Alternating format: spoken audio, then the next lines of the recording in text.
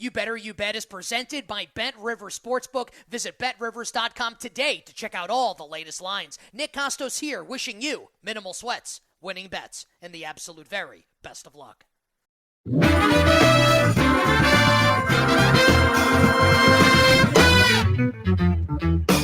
It's Mark Malusis and Chris Ranji on You Better You Bet from BetQL.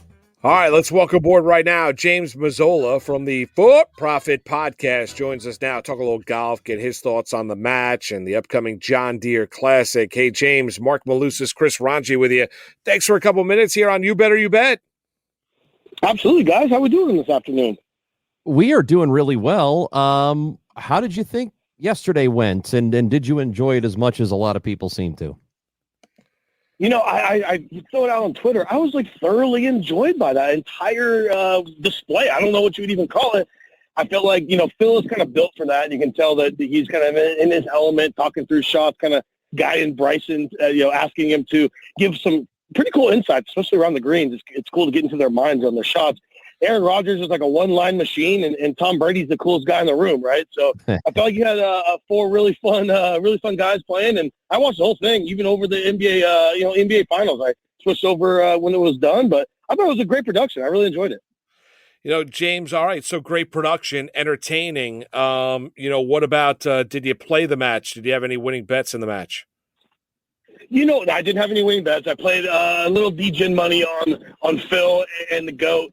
You got to bet on the old guys, right? I mean, come on. Yeah. The experience Rodgers, always, he just carried them, man. Like, I'm not sure if that's his real game or if he was just feeling it, but Aaron Rodgers basically carried the entire team. Bryson couldn't get the ball off the tee, if Aaron probably plays to his number, you have a little bit of a closer match there with Phil and the GOAT, but it was entertaining nonetheless.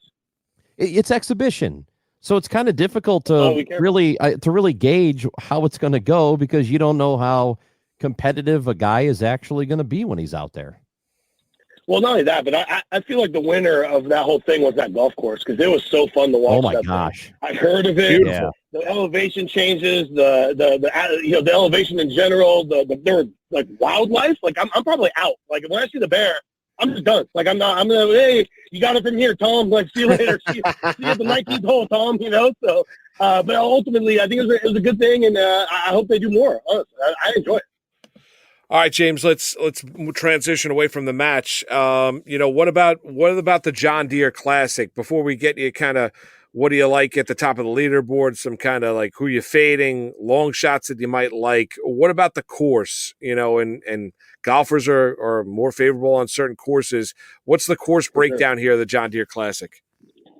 Yeah, the John Deere is interesting, right? Because we have a major next week, the British Open. So the Scottish Open is one of the best fields. Actually, it's the best field in European Tour history, other than the British Open, which will be played next week. If you want to count that for the European Tour, you can. But this is a tournament of a bunch of guys who need tour wins to keep their cards, or maybe need a win to go ahead and get punch their ticket to the British Open. So the field is a little bad, but what this ends up being is a birdie fest every single year. You're going to need to get to 18, 19, 20, 21 under to be able to win this thing.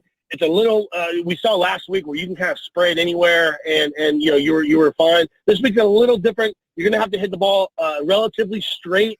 But ultimately, guys are going to go low, so we need birdie makers.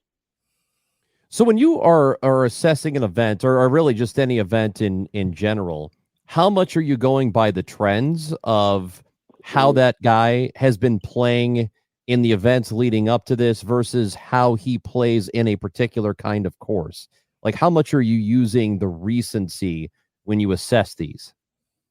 Yeah, and see, that's a great question. Now, I think that you can talk to, some different golf handicappers. You may get different answers for this. I don't really take much stock in the course form or course history, for that matter. To me, if a guy is in good form, if a guy's striking it well, if he's playing well, you can drop him on Mars with these guys. They're so good at golf, and they will shoot a low score wherever. So there are guys, they talk about horses for courses. I don't think the stats really play that out. Tiger Woods is good at every course, right? You have these guys who, they want to say that he fits this well. I don't put a lot into it. It's a little bit.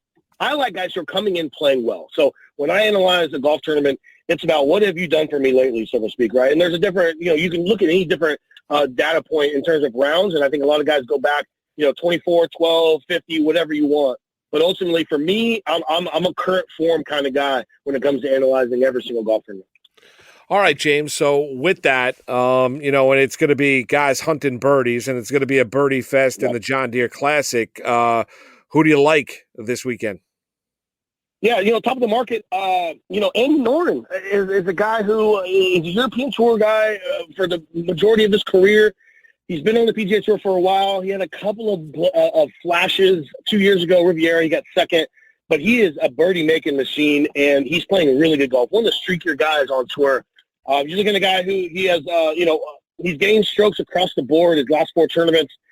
He can get the putter hot, which you need that this week. You're going to have to probably gain 5 or 6 strokes putting to win this week, and which makes it a difficult golf tournament to handicap. He has gained putting over 3.5 or more over his last 4 of his last 6. But he also drives it well, man. Like, he hits it super straight, and he's relatively long. He's getting off the tee in 5 straight. He's made 7 out of 8 cuts in March. I think he's playing well enough, and he's primed at the top of the board. You can find him anywhere from like 25 to 35 to 1, and I think that's a bet. We are presented today by Bet Rivers, and we need to tell you about the Bet Rivers Sportsbook because other sites offer a big bonus, but then they make you play 10 or 25 or more times to actually get your cash. Bet Rivers, it's simple. Once and it's yours. Always. Industry-leading play-by-play betting options. Point-by-point instant betting at bat-by-at-bat. Shot by shot. Players earn rewards with every bet and can redeem earned bets for free bets and more in Bet Rivers' unique bonus store. Huge match bonus with only one-time playthrough to turn your bonus money into cash. We want you to bet with a trusted team that puts you first, because when you win at Bet Rivers Sportsbook, they pay fast. And now it's even faster with RushPay instant approval for withdrawals. You can chat with their helpful customer service support staff about how to increase your authority level. And remember, when you submit your first deposit with Bet Rivers, you will receive a 100% match up to $250. You can also sign up for their free, no barrier to entry here, their free $5,000 weekly pick'em contest, fast payout approval, superb customer service, your hometown sportsbook, the Bet Rivers Sportsbook. Are there any of these like 30, 40 to 1 long shots you like, maybe? Yeah, again, 2 guys. Aaron Wise is a guy that I'm looking at. Had the PGA Tour win a couple years ago in Dallas at Trinity, whatever the heck they call that thing. I don't even know. 45, 55 to 1. He has 2 of 5 top 10s.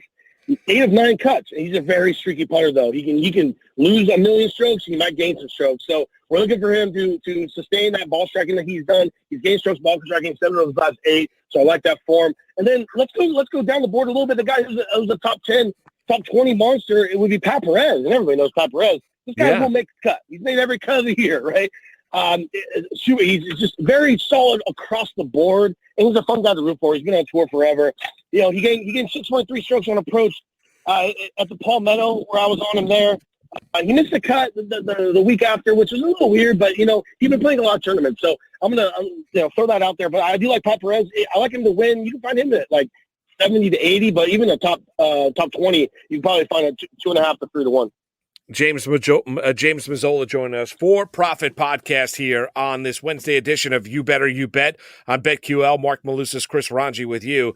All right, James, how about you gave us some golfers you like, and especially when you look at the top of the market. Are there any golfers that you're looking at going into this tournament that you're fading? Absolutely. So a guy who's well offered against 2 guys I just talked about, Nora and Wise, is Kevin Na. And you can find Nora and Wise anywhere from minus 125 to minus 130 in a full tournament head-to-head against Na.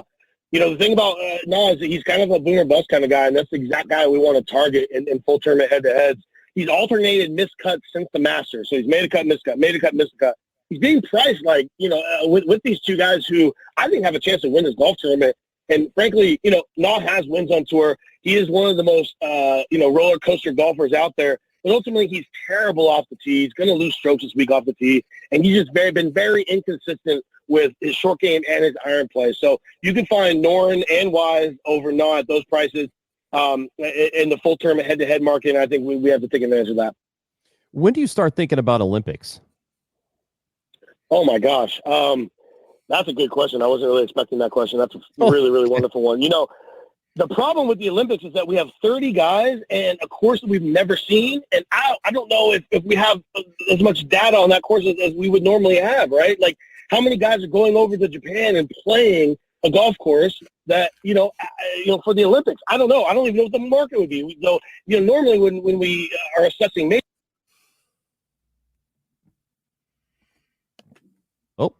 Did we just lost James? Yeah, I don't think the Olympic Committee liked him talking about the Olympics. No. I'm sorry. Are you guys there? I'm sorry. Yes, there we go, James. Okay. Thought the IOC got I hit the button. I'm a complete idiot.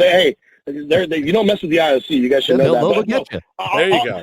I'll keep it quick. It's difficult assessing a golf course we've never seen, especially with a smaller field. I'm excited for it, but here's the thing. The books don't know either. There's no markets for the Olympics. So even if I had an idea of something, nobody is offering anything to bet with that. So, not only am I in the dark here, I think the books are too. I'm excited to watch it, especially for the South Korean guys who basically need to get a medal to be able to avoid the service time and continue to play on tour. I think that's a pretty big deal. But ultimately, I'm excited to watch it. I'm just not sure what to do with it from a handicapper standpoint. All right, James, back to the John Deere. We got about 3 minutes left here. Any head-to-head plays, matchups that you think are favorable? Absolutely. So I mentioned Kevin Na. I like another one. I think Dylan Fratelli is a full fade, and I don't know why he's getting the respect in the full tournament head-to-head market that he is. This is a guy who has missed more cuts than made cuts in 2021. He's lost strokes on approach in 5 of his last 6. Any way you can fade Dylan Fratelli, you got to do it. I think CT Pan is my guy this week. He's a Washington alum. Go Dogs. I'm a fellow Washington guy, so whenever I can get a little CT Pan in there, look, go Dogs. But CT Pan excels in short courses, and this is what we have here this week, right? We're looking at 7,100s, par 72. 4 straight miscuts prior to his 4 straight made cuts prior to his miscut last week. And this is the guy who will just kind of gain over any category. And I think that's what we're looking for. But here, let's give a little bit more. The Scottish Open is this week, right? And that has a wonderful field. So I think when we go back to Europe, we have to consider, and this is going to be a birdie fest this week. People think that it's going to play difficult. It's not. By all accounts, there's no weather. It's very soft. Different greens. Fescue greens are really weird if you ever play on fescue greens. You don't have that in the United States other than of Abandon. But I like Tommy Fleetwood at 33-35 to 1. He goes back to where he has multiple wins on the European Tour. And he can excel on a birdie fest for sure. He is a super streaky guy and can go super low. So I think that would probably be my last play would be Fleetwood 30-35 there in the Scottish. All right, so you got Fleetwood 30-35 to 1 in the Scottish. And James, real quick, who are you betting in the John Deere? Yep. So we got Noren, Aaron Wise, and Pat Perez are some of my guys up top. I also like Maverick McNeely, West Coast guy who's been playing really well, a bunch of top 20s recently. So if you're going to shrink a little bit, those 4 will get you a nice little sweat on Sunday. James Mazzola for Profit Podcast. Hey, James, we appreciate the time here on this Wednesday. Always good chatting a little golf with you, bud. Thanks, boys. We'll see you guys next week. You got it. And giving you a feel not just on the John Deere there, Chris, but also giving you a feel on the Scottish Open. The Scottish Open, I feel like right now, is John Rahm favored in this one too? Hold on a second. Yeah, he is. He's a plus 700. Yes. Do you like doing top 5, top 10? How do you like? I like top 10s, top 5s. I like that. We'll come back. Power Hour comes your way next. Malusis Ranji with you.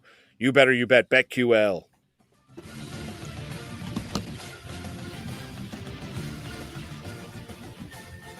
It's You Better You Bet from BetQL. For the latest line movement and edges to beat the spread, download the BetQL app today.